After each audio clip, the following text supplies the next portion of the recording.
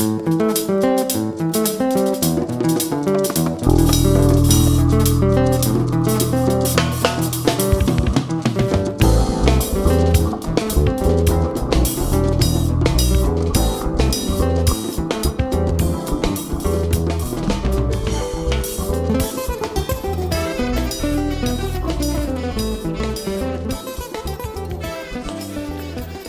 mesdames et messieurs, la culture, c'est de la miel. Il est vrai, il est vrai. Alors aujourd'hui, cependant, je dois vous faire une confession, si je veux être honnête avec vous. C'est pas facile de faire quotidiennement une chronique culturelle de 10 minutes, digne de l'intérêt et de l'attention des auditeurs avisés que vous êtes. C'est pas facile, hein.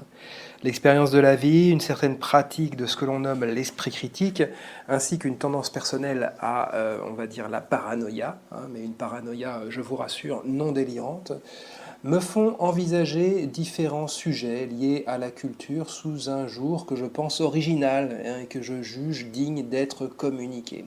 Bon, ceci dit, je ne peux pas être un spécialiste de tout. Je suis un simple amateur des choses, à la fois ravi et blasé, à la fois séduit et trompé, comme tout amant, et je ne peux pas être le spécialiste de chacun des sujets que j'aborde quotidiennement, étant donné que les sujets sont les plus divers et variés possibles. Alors mes chroniques sont donc davantage des incitations à penser, plutôt que des prêts à penser. J'enfonce le coin de ma pensée dans le vernis des beaux objets bien lisses et qu'on nous propose, hein, qu'on propose à notre admiration.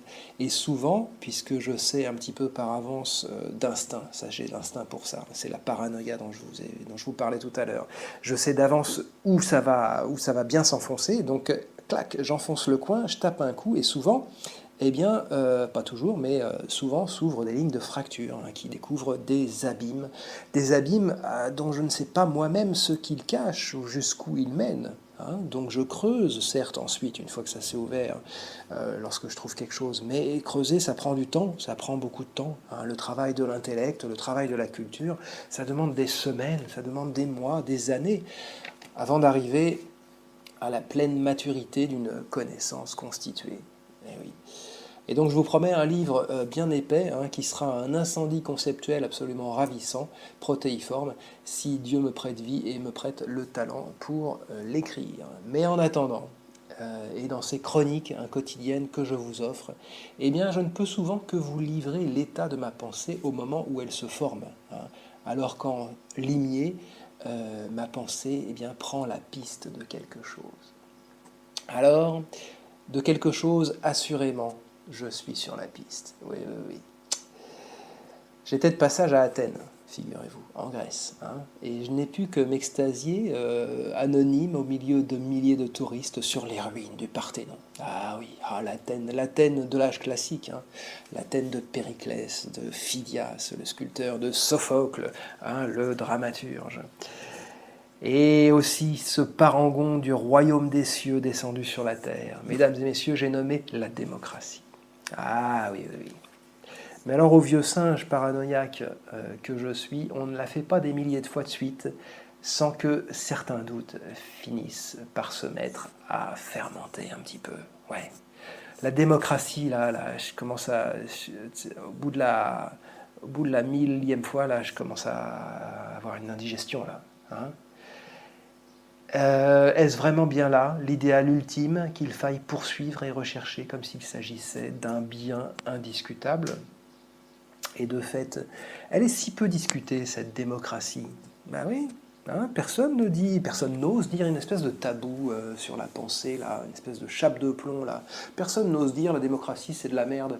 Ou alors si, des gens extrémistes, alors dont on dit tout de suite qu'ils sont extrémistes, et puis ils ont tendance à être eux-mêmes extrémistes aussi. Mais est-ce qu'il y a une discussion véritable des bienfaits, des fondements de la démocratie, un libre examen raisonné, un échange d'informations autour de cette idée, la démocratie, autour de ce système? J'en vois pas des masses, moi. Eh bien, allez, allons-y. Hein. Discutons-le donc un tout petit peu, ce concept ici.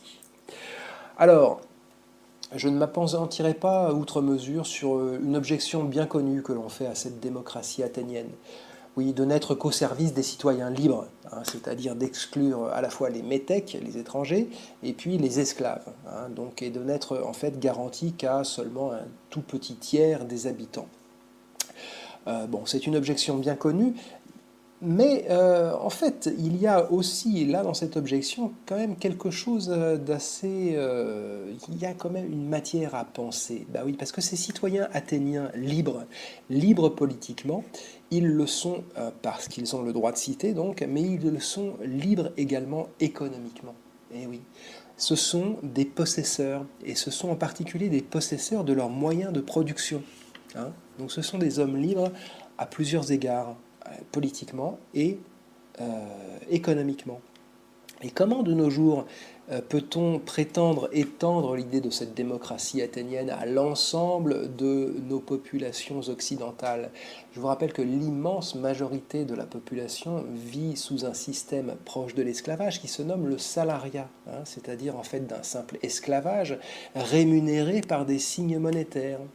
Et des signes monétaires dont au surcroît la valeur est contrôlée et la valeur est manipulée par une élite sur laquelle on n'a aucune prise, hein, une élite politique, financière, qui possède les médias, que l'on ne peut absolument pas rattraper, et puis qui nous parle d'un beau jour de crise, il faut payer, austérité, etc. etc.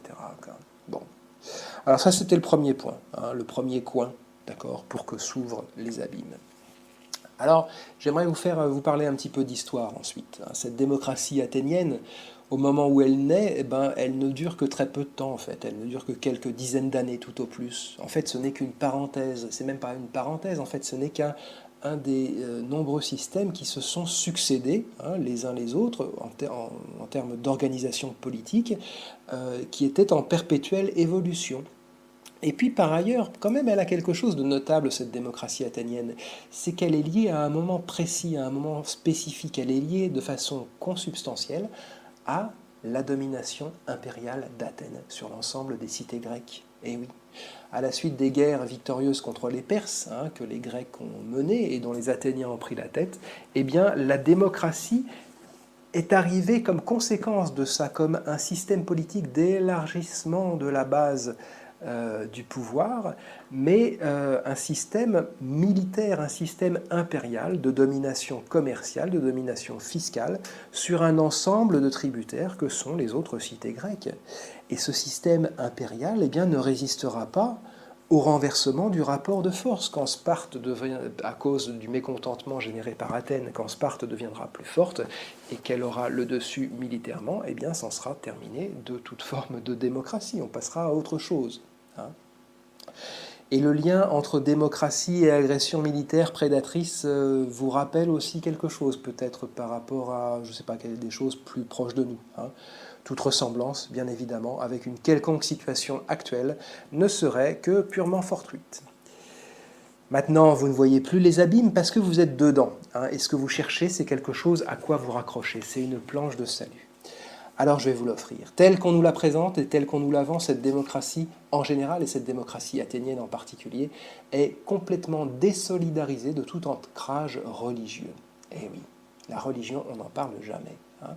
Or, pour la comprendre, pour en comprendre l'essence de cette démocratie, il faut la rattacher à toutes les manifestations de la vie publique et de la société athénienne, et en particulier à une forme archi importante, c'est au culte religieux, au culte de la déesse Athéna, la victorieuse, hein, victorieuse pour un temps dans la cité attique. Et le culte est affiché dans la statuaire, hein, chez les Grecs, mais de nos jours, le culte est dissimulé. C'est-à-dire qu'on a le culte d'idées toutes faites, hein, d'idées indiscutables comme la démocratie, par exemple, l'esprit de raison, les droits de l'homme, la laïcité, hein, tous ces mots qu'on jette comme des formules et qui sont des vérités indiscutables et qui closent le bec à toute tentative de discussion. Mais le vent tourne aujourd'hui. Il faut ne pas vouloir mettre le nez dehors pour ne pas s'en rendre compte. Cette démocratie, c'est un mythe, hein, c'est un mythe forgé pour les esclaves que vous êtes, dans le but de les mener par le bout du nez afin de les faire venir sans effort là où on veut qu'ils en viennent. Mais oui, mesdames et messieurs, cette démocratie, elle ne rime à rien, elle ne répond en aucune manière aux intérêts des gens qui la défendent ou qui croient la défendre.